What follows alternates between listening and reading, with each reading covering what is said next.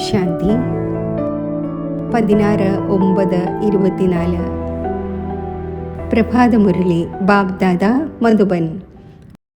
ബാബ പറയുന്നു, മധുരമായ കുട്ടികളെ, ഇത് വണ്ടർഫുൾ സത്സംഗമാണ്.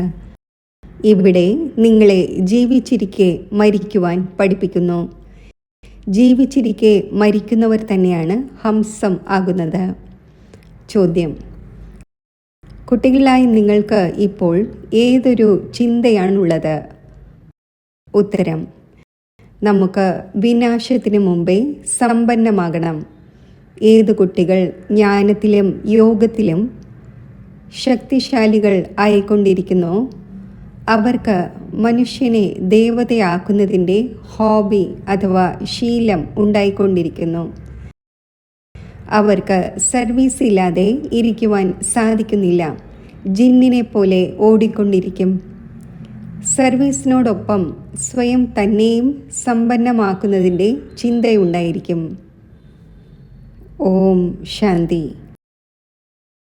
ആത്മീയ പിതാവിരുന്ന് ആത്മീയ കുട്ടികൾക്ക് മനസ്സിലാക്കിച്ചു തരുന്നു.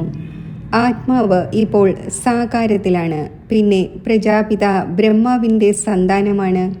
കാരണം അഡോപ്റ്റ് ചെയ്തിരിക്കുകയാണ്. നിങ്ങളെക്കുറിച്ച് എല്ലാവരും പറയുന്നു, ഇവർ സഹോദരി സഹോദരൻ ആക്കി മാറ്റുന്നു.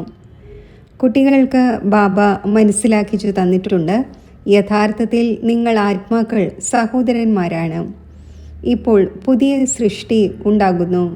അപ്പോൾ ആദ്യം കുടുമിയായ ബ്രാഹ്മണർ വേണം. നിങ്ങൾ ശൂദ്രരായിരുന്നു, ഇപ്പോൾ ട്രാൻസ്ഫർ ആയിരിക്കുകയാണ്. ബ്രാഹ്മണരും തീർച്ചയായും ആവശ്യമാണ്. പ്രജാപിത ബ്രഹ്മാവിൻ്റെ നാമം പ്രസിദ്ധമാണ്.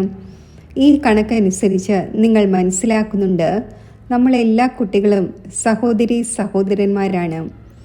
ആരെല്ലാം സ്വയം തന്നെ ബ്രഹ്മകുമാർ കുമാരി എന്ന് വിളിക്കുന്നുവോ അവർ തീർച്ചയായും സഹോദരി സഹോദരന്മാരായി. എല്ലാവരും പ്രജാപിത ബ്രഹ്മാവിൻ്റെ സന്താനമാണ്. അപ്പോൾ തീർച്ചയായും സഹോദരി സഹോദരൻ ആയിരിക്കേണ്ടത് ആവശ്യമാണ്. ഇത് അറിവില്ലാത്തവർക്ക് മനസ്സിലാക്കിച്ചു കൊടുക്കണം. അറിവില്ലാത്തവരുമാണ്. പിന്നെ ബ്ലൈൻഡ് ഫെയ്ത്തുമുണ്ട്.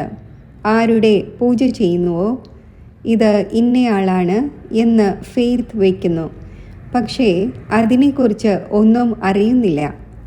ലക്ഷ്മി നാരായണൻ്റെ പൂജ ചെയ്യുന്നു, എന്നാൽ അവർ എപ്പോൾ വന്നു, എങ്ങനെ ആയി, പിന്നെ എവിടെ പോയി, ഒന്നും അറിയുന്നില്ല. ഏതെങ്കിലും മനുഷ്യനെയോ നെഹ്റുവിനെയോ മറ്റോ അറിയുന്നുവെങ്കിൽ അവരുടെ ഹിസ്റ്ററിയും ജോഗ്രഫിയും എല്ലാം അറിയാമായിരിക്കും. അഥവാ ബയോഗ്രഫി അറിയുന്നില്ലെങ്കിൽ അതുകൊണ്ട് എന്ത് പ്രയോജനം? പൂജ ചെയ്യുന്നു, പക്ഷേ അവരുടെ ജീവിതകഥ അറിയുന്നില്ല. മനുഷ്യരുടെ ജീവിതകഥ അറിയുന്നുണ്ട്, എന്നാൽ പാസ്റ്റായ വലിയവർ ആരാണോ അവരിൽ ഒരാളുടെ പോലും ജീവിതകഥ അറിയുന്നില്ല. ശിവൻ്റെ എത്ര അനേകം പൂജാരിമാരുണ്ട്. പൂജ ചെയ്യുന്നു, പിന്നെ കല്ലിലും മൺകട്ടയിലുമുണ്ട് എന്നും കണങ്ങളിലുണ്ടെന്നും വായികൊണ്ട് പറയുന്നു. ഇത് ജീവിതകഥയായോ? ഇത് വിവേകത്തിൻ്റെ കാര്യമായില്ല. സ്വയം പതീതമാണെന്നും പറയുന്നു. പതീതം എന്ന വാക്ക് എത്ര ഫിറ്റാണ്, യോജിച്ചതാണ്. പതീതം എന്നാൽ വികാരി. നമ്മൾ ബ്രഹ്മകുമാർ കുമാരി എന്നെന്തുകൊണ്ട് വിളിക്കപ്പെടുന്നു എന്ന് നിങ്ങൾക്ക് മനസ്സിലാക്കിക്കാൻ സാധിക്കും. കാരണം ബ്രഹ്മാവിൻ്റെ സന്താനങ്ങളാണ്, അഡോപ്റ്റഡുമാണ്. നമ്മൾ ഗർഭവംശാവലിയല്ല, മുഖവംശാവലിയാണ്. ബ്രാഹ്മണികൾ സഹോദരി സഹോദരന്മാരാണല്ലോ. അപ്പോൾ അവർക്ക് പരസ്പരം ക്രിമിനൽ ആയി ഉണ്ടാവുക സാധ്യമല്ല. മോശമായ ചിന്തകളിൽ മുഖ്യമായത് കാമം തന്നെയാണ്. നിങ്ങൾ പറയുന്നു, നമ്മൾ പ്രജാപിത ബ്രഹ്മാവിൻ്റെ സന്താനങ്ങൾ, സഹോദരി സഹോദരന്മാരാണ്. നിങ്ങൾ മനസ്സിലാക്കുന്നുണ്ട്, ശിവബാബയുടെ സന്താനങ്ങളായ നമ്മൾ ഏവരും സഹോദരന്മാരാണ്. ഇതും ഉറപ്പുള്ള കാര്യമാണ്. ലോകത്തുള്ളവർക്ക് യാതൊന്നും അറിയില്ല, വെറുതെ ഇങ്ങനെ പറഞ്ഞുകൊണ്ടിരിക്കുന്നു. നിങ്ങൾക്ക് മനസ്സിലാക്കിച്ചു കൊടുക്കാൻ സാധിക്കും, എല്ലാ ആത്മാക്കളുടെയും പിതാവ് ആ ഒന്നാണ്. ആ ഒന്നിനെ എല്ലാവരും വിളിക്കുന്നു. നിങ്ങൾ ചിത്രവും കാണിച്ചിട്ടുണ്ട്. വലിയ വലിയ ധർമ്മത്തിലുള്ളവരും ഈ നിരാകാരനായ ബാബയെ അംഗീകരിക്കുന്നു. അത് നിരാകാര ആത്മാക്കളുടെ പിതാവാണ്. പിന്നെ സാകാരത്തിൽ എല്ലാവരുടെയും പിതാവ് പ്രജാപിത ബ്രഹ്മാവാണ്. ആ ഒന്നിലൂടെ പിന്നെ അഭിവൃദ്ധി നേടിക്കൊണ്ടിരിക്കുന്നു. വൃക്ഷം വളർന്നുകൊണ്ടിരിക്കുന്നു. ഭിന്ന ഭിന്ന ധർമ്മങ്ങളിൽ വന്നുകൊണ്ടിരിക്കുന്നു. ആത്മാവ് ഈ ശരീരത്തിൽ നിന്നും വേറിട്ടതാണ്. ശരീരത്തെ കാണുമ്പോൾ പറയുന്നു, ഇയാൾ അമേരിക്കനാണ്, ഇത് ഇന്നയാളാണ്. ആത്മാവിനെ അല്ല പറയുന്നത്. ആത്മാക്കളെല്ലാം ശാന്തിധാമത്തിൽ വസിക്കുന്നു. അവിടെ നിന്നും പാർട്ട് അഭിനയിക്കുവാൻ വരുന്നു. നിങ്ങൾ ഏത് ധർമ്മത്തിലുള്ളവരെയും കേൾപ്പിക്കൂ. പുനർജന്മം എല്ലാവരും എടുക്കുന്നു. മുകളിൽ നിന്നും പുതിയ ആത്മാക്കൾ വന്നുകൊണ്ടുമിരിക്കുന്നു. ബാബ മനസ്സിലാക്കിച്ചു തരുന്നു, നിങ്ങളും മനുഷ്യരാണ്. മനുഷ്യർക്ക് തന്നെയാണ് സൃഷ്ടിയുടെ ആദിമധ്യ അന്ത്യത്തെക്കുറിച്ച് അറിയേണ്ടത്. ഈ സൃഷ്ടിചക്രം എങ്ങനെ തിരിയുന്നു? ഇതിൻ്റെ രചയിതാവ് ആരാണ്? ഇതിന് തിരിയുന്നതിന് വേണ്ടി എത്ര സമയം എടുക്കുന്നു? ഇത് നിങ്ങൾ തന്നെയാണ് അറിയുന്നത്. ദേവതമാർ അറിയുന്നില്ല. മനുഷ്യൻ തന്നെയാണ് അറിഞ്ഞ ശേഷം ദേവത ആകുന്നത്. മനുഷ്യനെ ദേവതയാക്കുന്നവൻ ബാബയാണ്. ബാബ തൻ്റെയും രചനയുടെയും പരിചയം നൽകുന്നു. നിങ്ങൾക്കറിയാം, നമ്മൾ ബീജരൂപനായ ബാബയുടെ ബീജരൂപമായ കുട്ടികളാണ്. ഏതുപോലെ ബാബ ഈ തലകീഴായ വൃക്ഷത്തെ അറിയുന്നു, അതേപോലെ നമ്മളും അറിഞ്ഞു കഴിഞ്ഞു. മനുഷ്യനെ ഒരിക്കലും ഇത് മനസ്സിലാക്കിക്കാൻ സാധിക്കില്ല. എന്നാൽ നിങ്ങളെ ബാബ മനസ്സിലാക്കിച്ചു. നിങ്ങൾ ബ്രഹ്മാവിൻ്റെ സന്താനങ്ങൾ ആകാത്തതുവരെയും ഇവിടെ വരുവാൻ സാധിക്കില്ല. മുഴുവൻ കോഴ്സും എടുത്ത് മനസ്സിലാക്കാത്തതുവരെയും നിങ്ങൾക്ക് ബ്രാഹ്മണരുടെ സഭയിൽ എങ്ങനെ ഇരിക്കുവാൻ സാധിക്കും? ഇതിനെ ഇന്ദ്രസഭ എന്നും പറയുന്നു.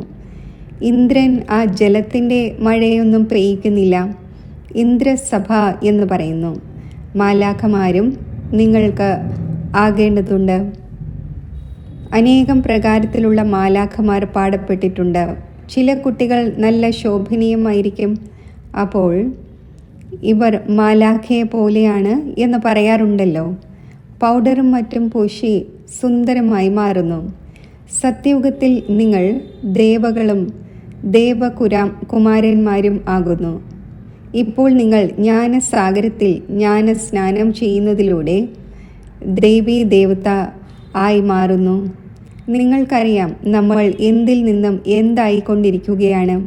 ആരാണോ സദാ പ്യോറായ ബാബ സദാ സുന്ദരമായത്, ആ യാത്രക്കാരൻ നിങ്ങളെ ഇങ്ങനെ ആക്കുന്നതിനു വേണ്ടി കറുത്ത ശരീരത്തിൽ പ്രവേശിക്കുന്നു. ഇപ്പോൾ ആരാണ് വെളുപ്പാക്കുക? ബാബയ്ക്ക് ആക്കേണ്ടി വരുമല്ലോ. സൃഷ്ടിയുടെ ചക്രം തിരിയേണ്ടതുണ്ട്. ഇപ്പോൾ നിങ്ങൾക്ക് വെളുപ്പാകണം. പഠിപ്പിക്കുന്നവൻ ജ്ഞാനസാഗരമായ ഒരേ ഒരു ബാബയാണ്. ജ്ഞാനത്തിൻ്റെ സാഗരമാണ്, സ്നേഹത്തിൻ്റെ സാഗരമാണ്. ആ ബാബയുടെ ഏതൊരു മഹിമ പാടപ്പെടുന്നുവോ അത് ലൗകിക പിതാവിൻ്റേതാവുക സാധ്യമല്ല. പരിധിയില്ലാത്ത പിതാവിൻ്റെ തന്നെ മഹിമയാണ്. ആ ഒന്നിനെ തന്നെയാണ് എല്ലാവരും വിളിക്കുന്നത്. നമ്മളെ വന്ന് ഇങ്ങനെയുള്ള മഹിമയുള്ളവരാക്കി മാറ്റൂ. ഇപ്പോൾ നിങ്ങൾ ആയിക്കൊണ്ടിരിക്കുകയാണല്ലോ. നമ്പർ വൈസ് പുരുഷാർത്ഥം അനുസരിച്ച് പഠനത്തിൽ എല്ലാവരും ഏകരസമായിരിക്കില്ല. രാപകലിൻ്റെ വ്യത്യാസം ഉണ്ടായിരിക്കുമല്ലോ. നിങ്ങളുടെ അടുക്കലും ധാരാളം പേർ വരും. ബ്രാഹ്മണൻ തീർച്ചയായും ആകേണ്ടതുണ്ട്. പിന്നെ ചിലർ നല്ല രീതിയിൽ പഠിക്കുന്നു, ചിലർ കുറവാണ്. ആര് പഠനത്തിൽ ഏറ്റവും നല്ലതായിരിക്കുമോ അപ്പോൾ മറ്റുള്ളവരെയും പഠിപ്പിക്കാൻ സാധിക്കും. നിങ്ങൾക്ക് മനസ്സിലാക്കാൻ സാധിക്കുന്നു. ഇത്രയും കോളേജ് ഉണ്ടായിക്കൊണ്ടിരിക്കുന്നു. ബാബയും പറയുന്നു, കോളേജ് ഇങ്ങനെ ഉണ്ടാക്കൂ. അതായത് ആർക്കും മനസ്സിലാക്കാൻ സാധിക്കണം, ഈ കോളേജിൽ രചയിതാവിൻ്റെയും രചനയുടെ ആദിമധ്യ അന്ത്യത്തിൻ്റെയും നോളജ് ലഭിക്കുന്നു. ബാബ ഭാരതത്തിൽ തന്നെയാണ് വരുന്നത്. അപ്പോൾ ഭാരതത്തിൽ തന്നെയാണ് കോളേജ് തുറന്നുകൊണ്ടിരിക്കുന്നത്. മുന്നോട്ട് പോകവേ വിദേശത്തും തുറന്നുകൊണ്ടേയിരിക്കും. വളരെയധികം കോളേജും യൂണിവേഴ്സിറ്റീസും വേണമല്ലോ. അവിടെ ധാരാളം പേർ വന്ന് പഠിക്കും. പിന്നെ എപ്പോഴാണോ പഠനം പൂർത്തിയാകുന്നത്, അപ്പോൾ ദേവീദേവതാ ധർമ്മത്തിൽ എല്ലാവരും ട്രാൻസ്ഫർ ആകും. അതായത് മനുഷ്യനിൽ നിന്നും ദേവതയായി മാറും. നിങ്ങൾ മനുഷ്യനിൽ നിന്നും ദേവതയാകുന്നുവല്ലോ. മനുഷ്യനിൽ നിന്നും ദേവതയാക്കി എന്ന് മഹിമയുമുണ്ട്. ഇവിടെ ഇത് മനുഷ്യരുടെ ലോകമാണ്, അത് ദേവതമാരുടെ ലോകമാണ്. ദേവതമാരുടെയും മനുഷ്യരുടേതും തമ്മിൽ രാപ്പകലിൻ്റെ വ്യത്യാസമുണ്ട്. പകലിലാണ് ദേവതമാർ, രാത്രിയിലാണ് മനുഷ്യർ. എല്ലാവരും ഭക്തർ തന്നെ ഭക്തരാണ്, പൂജാരിയാണ്. ഇപ്പോൾ നിങ്ങൾ പൂജാരിയിൽ നിന്നും പൂജ്യരാകുന്നു. സത്യയുഗത്തിൽ ശാസ്ത്രം, ഭക്തി തുടങ്ങിയവയുടെ പേര് ഉണ്ടായിരിക്കില്ല. അവിടെയുള്ളവരെല്ലാം ദേവതയാണ്. മനുഷ്യർ ഭക്തരാണ്. മനുഷ്യൻ തന്നെയാണ് പിന്നെ ദേവതയാകുന്നത്. അത് ദേവതാ ലോകം. ഇതിനെ പറയുന്നത് ആസുരീയ ലോകം എന്നാണ്. രാമരാജ്യവും രാവണരാജ്യവും. രാവണരാജ്യം എന്ന് ഏതിനെയാണ് പറയുന്നത് എന്ന് മുൻപ് നിങ്ങളുടെ ബുദ്ധിയിൽ ഉണ്ടായിരുന്നില്ല. രാവണൻ എപ്പോൾ വന്നു? ഒന്നും അറിയാമായിരുന്നില്ല. ലങ്ക സമുദ്രത്തിൽ മുങ്ങിപ്പോയതായി പറയുന്നു. അതേപോലെ തന്നെ ദ്വാരകയെക്കുറിച്ചും പറയുന്നു. ഇപ്പോൾ നിങ്ങൾ അറിയുന്നുണ്ട്, ഈ മുഴുവൻ ലങ്കയും മുങ്ങുവാൻ പോകുന്നു. മുഴുവൻ ലോകവും പരിധിയില്ലാത്ത ലങ്കയാണ്. ഇതെല്ലാം മുങ്ങിപ്പോകും. ജലം വരും. പിന്നെ സ്വർഗം മുങ്ങിപ്പോകുന്നൊന്നുമില്ല. എത്ര അളവറ്റ ധനമുണ്ടായിരുന്നു. ബാബ മനസ്സിലാക്കിച്ചു തന്നിട്ടുണ്ട്. ഒരേ ഒരു സോമനാഥ ക്ഷേത്രത്തെ മുസൽമാന്മാർ എത്ര കൊള്ളയടിച്ചു. ഇപ്പോൾ നോക്കൂ, ഒന്നും അവശേഷിക്കുന്നില്ല. ഭാരതത്തിൽ എത്ര അളവറ്റ ധനമുണ്ടായിരുന്നു. ഭാരതത്തെ തന്നെയാണ് സ്വർഗം എന്ന് പറയുന്നത്. ഇപ്പോൾ സ്വർഗം എന്ന് പറയുമോ? ഇപ്പോഴാണെങ്കിൽ നരകമാണ്, പിന്നീട് സ്വർഗമാകും.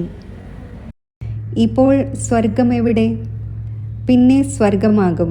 സ്വർഗം ആരാക്കുന്നു? നരകം ആരാക്കുന്നു? ഇതും ഇപ്പോൾ നിങ്ങൾ അറിഞ്ഞു കഴിഞ്ഞു. രാവണരാജ്യം എത്ര സമയം നടക്കുന്നു അതും പറഞ്ഞു തന്നിട്ടുണ്ട്. രാവണരാജ്യത്തിൽ എത്ര എണ്ണമറ്റ ധർമ്മമുണ്ടാകുന്നു. രാമരാജ്യത്തിലാണെങ്കിൽ കേവലം സൂര്യവംശിയും ചന്ദ്രവംശിയുമാണ് വസിക്കുന്നത്. ഇപ്പോൾ നിങ്ങൾ പഠിച്ചുകൊണ്ടിരിക്കുന്നു. ഈ പഠനം മറ്റാരുടെയും ബുദ്ധിയിലില്ല. അവരുള്ളത് തന്നെ രാവണരാജ്യത്തിലാണ്. രാമരാജ്യം സത്യയുഗത്തിലാണ് ഉള്ളത്. ബാബ പറയുന്നു, ഞാൻ നിങ്ങളെ യോഗ്യരാക്കുന്നു, പിന്നെ നിങ്ങൾ അയോഗ്യരായി മാറുന്നു. അയോഗ്യർ എന്നെന്തുകൊണ്ട് പറയുന്നു? കാരണം പതീതമായി മാറുന്നു. ദേവതമാരുടെ യോഗ്യതയുടെ മഹിമയും സ്വന്തം അയോഗ്യതയുടെ മഹിമയും പാടുന്നു. ബാബ മനസ്സിലാക്കിച്ചു തരുന്നു. നിങ്ങൾ എപ്പോഴാണോ പൂജ്യരായിരുന്നത് അപ്പോൾ പുതിയ ലോകം ആയിരുന്നു. വളരെ കുറച്ച് മനുഷ്യരാണ് ഉണ്ടായിരുന്നത്.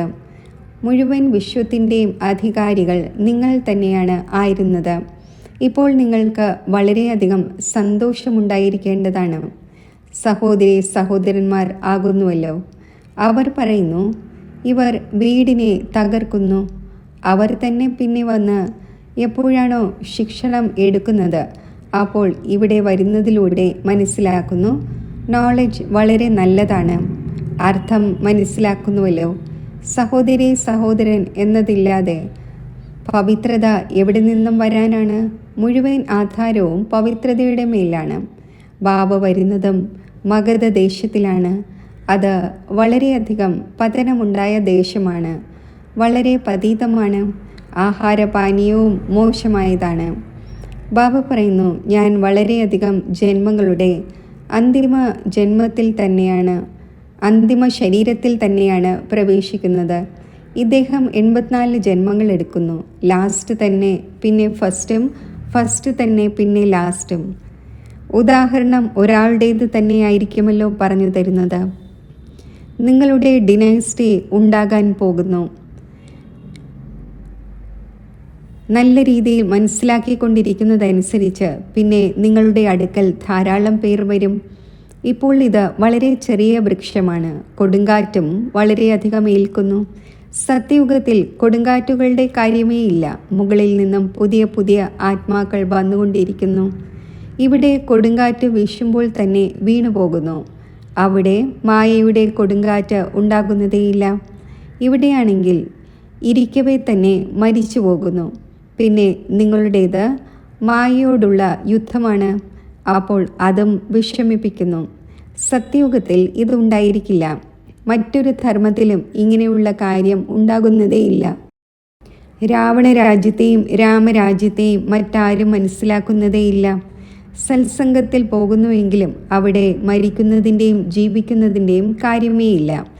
ഇവിടെയാണെങ്കിൽ കുട്ടികൾ അഡോപ്റ്റ് ആകുന്നു. പറയുന്നു, നമ്മൾ ശിവബാബയുടെ കുട്ടികളാണ്. ആ ഒന്നിൽ നിന്നും സമ്പത്ത് നേടുന്നു.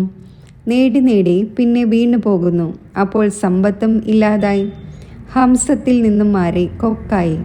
എന്നിരുന്നാലും ബാബ ദയാഹൃദയനാണ്.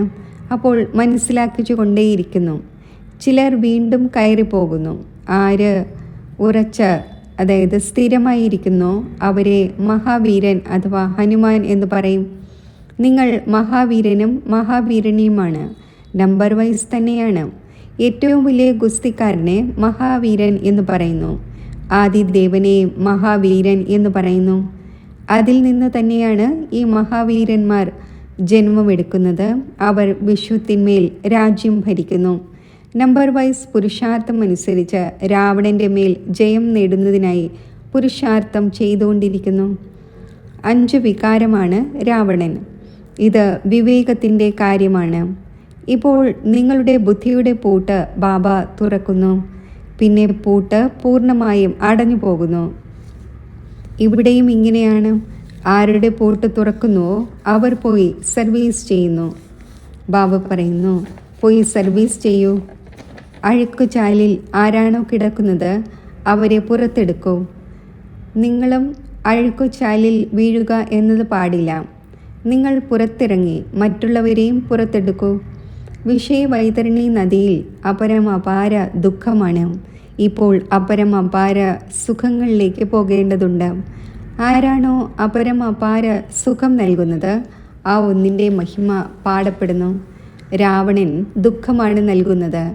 രാവണൻ്റെ മഹിമ ഉണ്ടാകുമോ? രാവണനെ പറയുന്നത് അസുരൻ എന്നാണ്. ബാബ പറയുന്നു, നിങ്ങൾ രാവണ രാജ്യത്തിലായിരുന്നു. ഇപ്പോൾ അപാര സുഖം നേടുന്നതിനായി നിങ്ങൾ ഇവിടെ വന്നിരിക്കുന്നു. നിങ്ങൾക്ക് എത്ര അപാര സുഖം ലഭിക്കുന്നു, എത്ര സന്തോഷം ഉണ്ടായിരിക്കേണ്ടതാണ്. സൂക്ഷിച്ചിരിക്കുകയും വേണം. പൊസിഷൻ നമ്പർ വൈസാണ്. ഓരോ ആക്ടറിൻ്റെയും പൊസിഷൻ വ്യത്യസ്തമാണ്. എല്ലാവരിലും ഈശ്വരൻ ഉണ്ടായിരിക്കുക സാധ്യമല്ല. ബാബ ഓരോ കാര്യവും ഇരുന്ന് മനസ്സിലാക്കിച്ചു തരുന്നു. നിങ്ങൾ ബാബയെയും രചനയുടെ ആദിമധ്യ അന്ത്യത്തെയും അറിയുന്നു. നമ്പർ വൈസ് പുരുഷാർത്ഥം അനുസരിച്ച്, നമ്പർ വൈസ് പഠനമനുസരിച്ച് തന്നെയാണ് മാർക്സ് ഉണ്ടാകുന്നത്. ഇത് പരിധിയില്ലാത്ത പഠനമാണ്. ഇതിൽ കുട്ടികൾക്ക് വളരെയധികം അറ്റൻഷൻ ഉണ്ടായിരിക്കേണ്ടത് ആവശ്യമാണ്. പഠനം ഒരു ദിവസം പോലും മിസ്സാകരുത്. നമ്മൾ സ്റ്റുഡൻ്റാണ്. ഗോഡ് ഫാദർ പഠിപ്പിക്കുകയാണ്. കുട്ടികൾക്ക് ഈ ലഹരി കയറിയിരിക്കേണ്ടതാണ്. ഭഗവാൻ ഉവാച, അവർ കേവലം നാമം മാറ്റി ശ്രീകൃഷ്ണൻ്റെ നാമം ചേർത്തിരിക്കുന്നു. തെറ്റായി ശ്രീകൃഷ്ണ ഭഗവാൻ ഉവാച എന്ന് മനസ്സിലാക്കിയിരിക്കുകയാണ്. കാരണം ശ്രീകൃഷ്ണൻ നെക്സ്റ്റ് ടു ഗോഡാണ്. ബാബ സ്ഥാപിക്കുന്ന സ്വർഗം ഏതൊന്നാണോ അതിൽ നമ്പർ 1 ഈ ഒന്നാണല്ലോ. ഈ ജ്ഞാനം ഇപ്പോൾ നിങ്ങൾക്ക് ലഭിച്ചിരിക്കുകയാണ്. നമ്പർ വൈസ് പുരുഷാർത്ഥമനുസരിച്ച് തൻ്റെയും മംഗളം ചെയ്യുന്നു, മറ്റുള്ളവരുടെയും മംഗളം ചെയ്തുകൊണ്ടിരിക്കുന്നു. അവർക്ക് സർവീസ് ഇല്ലാതെ ഒരിക്കലും സുഖം വരികയില്ല. കുട്ടികളായി നിങ്ങൾ യോഗത്തിലും ജ്ഞാനത്തിലും ശക്തരാകുമ്പോൾ ജിന്നിനെ പോലെ കാര്യങ്ങൾ ചെയ്യും. മനുഷ്യനെ ദേവതയാക്കുന്നതിൻ്റെ ഹോബി അഥവാ ശീലം ഉണ്ടാകും. മൃത്യുവിനു മുമ്പേ തന്നെ പാസ്സാകണം.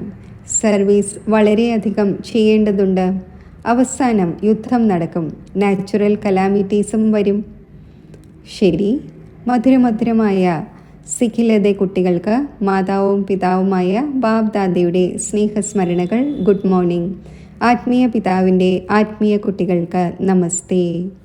ധാരണയ്ക്കുള്ള മുഖ്യസാരം: ലാസ്റ്റ് ഫാസ്റ്റായി പോകുന്നതിനായി മഹാവീരനായി പുരുഷാർത്ഥം ചെയ്യണം. മായയുടെ കൊടുങ്കാറ്റുകളിൽ കുലുങ്ങരുത്. ബാബയ്ക്ക് സമാനം ദയാഹൃദയനായി മനുഷ്യരുടെ ബുദ്ധിയുടെ പൂട്ട് തുറക്കുന്നതിൻ്റെ സേവനം ചെയ്യണം. ജ്ഞാനസാഗരത്തിൽ ദിവസവും ജ്ഞാനസ്നാനം ചെയ്ത് ദേവകുമാരന്മാരാകണം.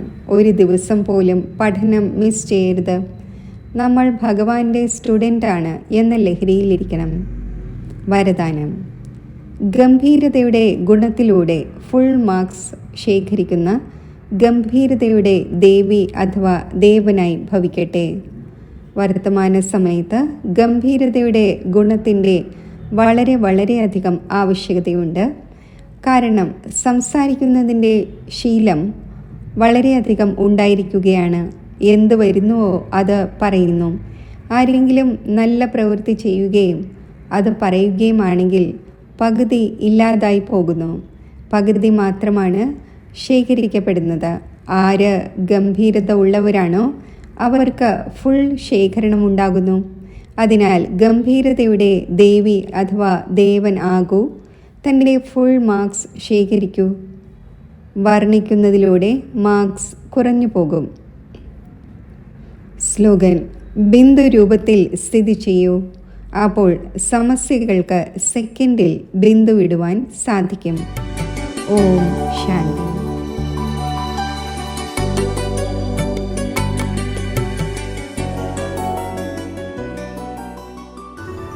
യോഗത്തിൻ്റെ അഭ്യാസം: മനസ്സിൻ്റെ ഏകാഗ്രതയുടെ ശക്തിയിലൂടെ ഞാൻ ഈ ശബ്ദത്തിൻ്റെ ലോകത്തിൽ നിന്നും ഉപരി ആവുകയാണ്. അതിസൂക്ഷ്മ ജ്യോതിർബിന്ദു സ്വരൂപമായ ഞാൻ ആത്മാവ്. ഓം ശാന്തി. ഒരു സെക്കൻഡിൽ ശബ്ദത്തിനുപരിയായ എൻ്റെ സ്വീറ്റ് സൈലൻസ് ഹോമിൽ എത്തിച്ചേരുകയാണ്. മധുരമായ നിശബ്ദത നിറഞ്ഞ ശാന്തത നിറഞ്ഞ ഈ ലോകത്തിൽ ഞാൻ എൻ്റെ അനാദി സ്വരൂപത്തിൽ സ്ഥിതി ചെയ്യുകയാണ്.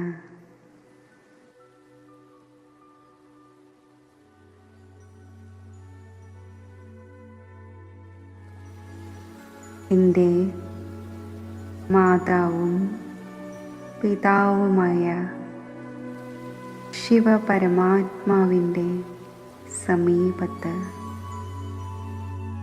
പരമാത്മാ ഛത്രഛായയിൽ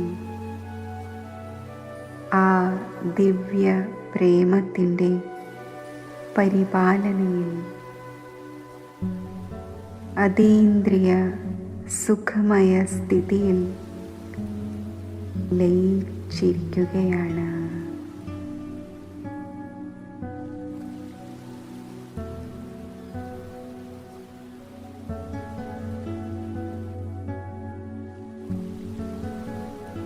ഈ ദിവ്യ സ്നേഹത്തിൻ്റെ ഛത്രഛായയിൽ ഞാൻ സർവ വരദാനങ്ങൾ കൊണ്ടും സമ്പന്നമായി സന്തുഷ്ടമണി ആയിരിക്കുന്നു. എന്നിൽ നിന്നും സന്തോഷത്തിൻ്റെ അലകൾ നാനാഭാഗത്തും വ്യാപിക്കുകയാണ്.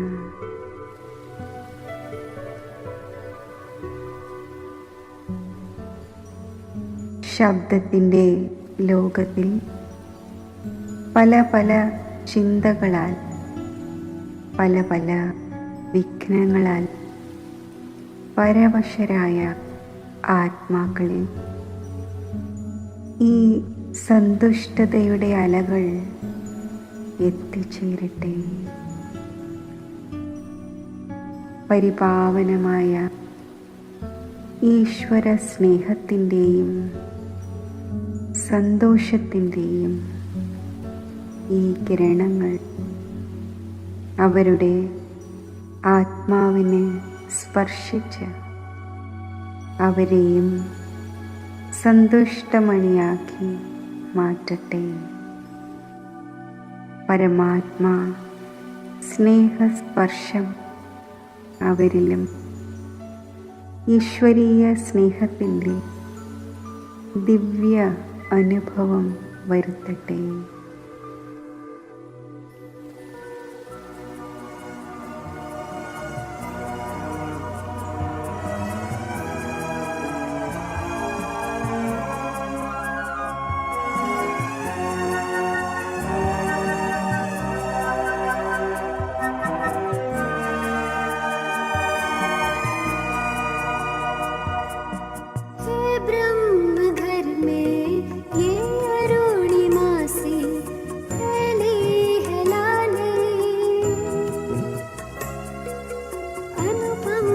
शाश्वत है शांति सुख की छटा निराली है ब्रह्म घर में ये अरुणिमा सी फैली है लाली अनुपम ये शाश्वत है शांति सुख की छटा निराली